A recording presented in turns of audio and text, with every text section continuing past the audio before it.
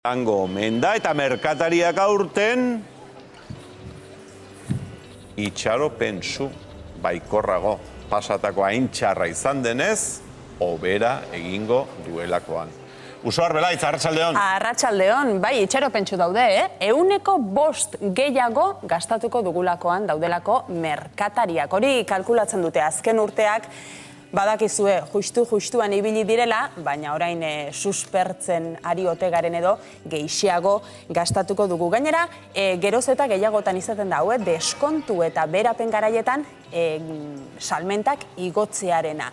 Orain urte batzuk salmenta guztin artean 120 lortzen zuten beherapen edo merkealdi garaian, eta orain berriz 140 lortzen dute garai hauetan. Dena esan behar bada, hasiera batean behintzat, den 106 izango dute erdi prezioan.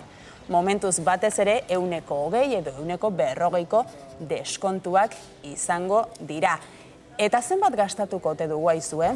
Araba, Bizkaia eta Gipuzkoan kalkulatzen dute 95 euro gastatuko ditugula merkealdi garai honetan. Eta Nafarroan gutxiago, 78 euro gastatuko dituzte nafarrek, berapen hauetan badakizue, iraila arte izango dira gutxi gora bera.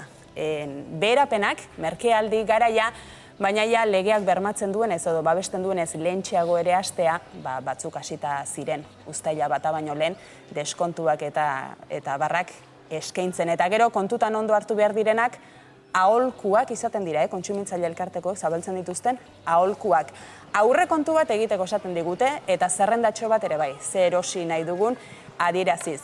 Txartelak, etiketak ere gordetzeko, ze beherapenetan gero itzuli daiteke erositako hori, eta beraz ondo begiratu eta ondo gordetzeko, kontuan hartzeko ere bai bermeak badaudela, beherapen garaian erositako produktuetan, garai normaletan erositako berme berdina izaten dute produktuek, eta gero kontuz kreditu txartelarekin ez, ze hor dirua joaten ez da ikusten, baina joaten delako. Horixe, hasi direla merkealdiak. Zuek erosiko alduzu zerbait?